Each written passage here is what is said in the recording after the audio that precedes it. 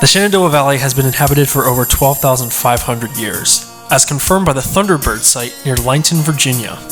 In the last 500 years, Western civilization encountered many local cultures. Among the native peoples contacted were the Iroquois, Shawnee, Piedmont Siouan, Catawba, Delawarean, and Susquehannock.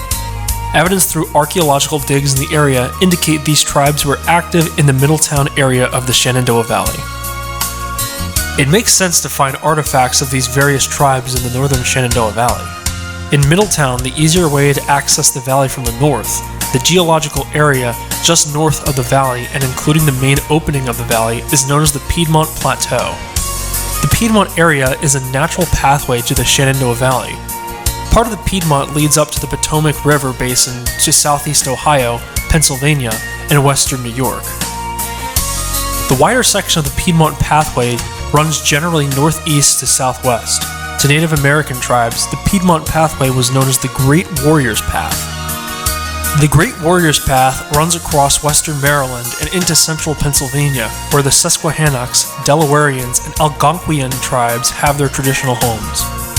The Shawnee came from what is now Ohio and West Virginia.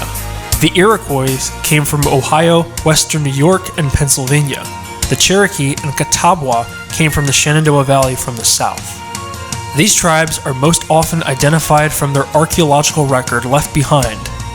Arrowheads, spear points, grinding bowls, and other Stone Age type tools that were obviously human-made are identified through different types of working marks on the stones themselves.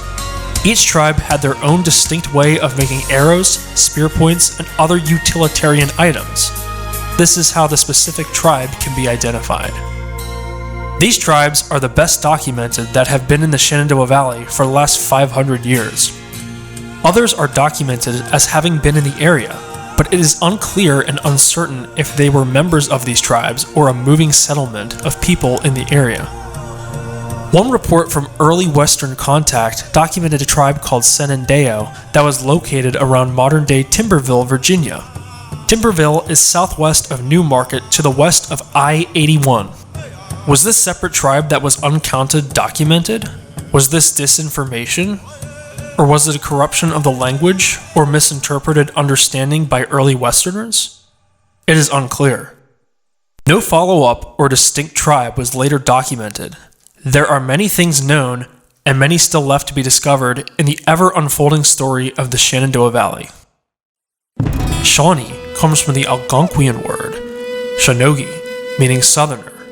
However, this referred to the Shawnee's original location in the Ohio Valley relative to the other Great Lakes tribes. All of this is ethnocentric perspective. From Canada, we are all Southerners. According to the National Park Service, Shawnee usually prefer to call themselves Shawano, sometimes given as Shawanese. Could these have been the Shenandoah encountered earlier? Perhaps. During the summer, Shawnee gathered into large villages of bark-covered longhouses, with each village usually having a large council house for meetings and religious ceremonies. In the fall, they separated to small hunting camps of extended families. Men were warriors who did the hunting and fishing. Care of their cornfields was the responsibility of the woman. Many Shawnee ceremonies were tied to the agricultural cycle. The spring bread dance at planting time, the green corn dance when the crops ripened, finally, the autumn bread dance to celebrate the harvest. Famous Shawnee individuals we encounter in American history are Tecumseh Cornstalk, Blackfish, Blackhoof, and Blue Jacket. We will cover these impactful personalities in later videos. The Delawarean are one of the Algonquian-speaking tribes from southern Pennsylvania and the northern Delmarva Peninsula. In 1600, the Delawarean may have numbered as many as 20,000, but several wars and at least 14 separate epidemics reduced their population to around 4,000 by 1700. The worst drops in population occurred between 1655 and 1670. The Delawarean later absorbed people from several other Algonquian-speaking tribes.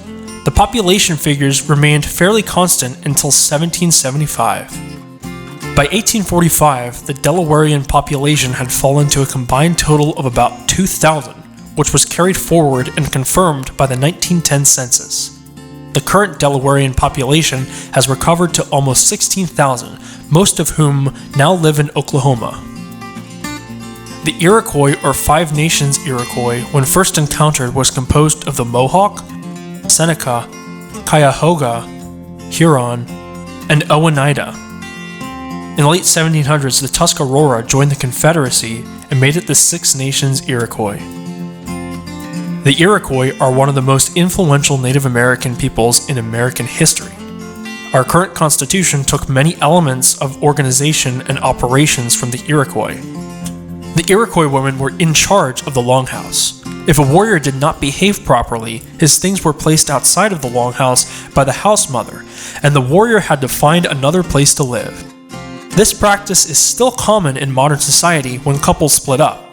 We will do a much deeper exploration of the Iroquois in upcoming videos. From the south, the Catawba and the Cherokee entered the Shenandoah Valley. The Catawba were one of the tribes that sided with the colonists in the American Revolution. The Catawba were decimated by smallpox epidemics. The tribe still survives today, now centered in Rock Hill, South Carolina. The Cherokee are another well-known Native American tribe. The Cherokee were referred to as one of the civilized tribes by Western cultures. The Cherokee had their own written language and alphabet created to pictorialize the Cherokee language. The Great Sequoia, or George Geist, invented the Cherokee alphabet, and it was adopted by the Cherokee Council in 1821. The Cherokee lived in log homes similar to early American settlers and are still part of the American tapestry today. After gold was found in North Carolina, the U.S. government wanted to move the Cherokee from their native lands. The Cherokee responded to the demand to move with a novel approach. The Cherokee took the U.S. government to court in the case Worcester v. Georgia. The Cherokee Nation won in the U.S. Supreme Court. Chief Justice John Marshall wrote, "The Indian nations has always been considered as separate and distinct political communities, retaining their original natural rights as the undisputed possessors of the soil. Even though Native Americans are under protection of the United States, protection does not imply the destruction of the protected." President Andrew Jackson simply went around the ruling. Jackson had the Army remove the Cherokee from their native lands in North Carolina. The resulting Trail of Tears was one of the sadder chapters of American history. We will explore this topic in more detail in later videos. There is a rich, deep, and diverse Native American story in the history of the Shenandoah Valley. We hope to bring you many more histories and insights in upcoming videos. If you like this content, please like and subscribe, and may you find your guiding star.